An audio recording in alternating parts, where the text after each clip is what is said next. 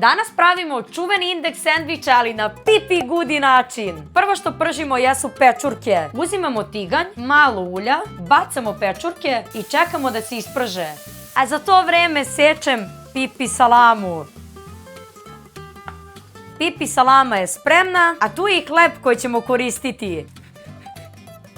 Stavljamo salamu da se prži. Odmah preko pečurke. Kako volim ovaj zvuk. Ovo će biti najbolji sendvič, sigurno. I na sve ovo mozzarella.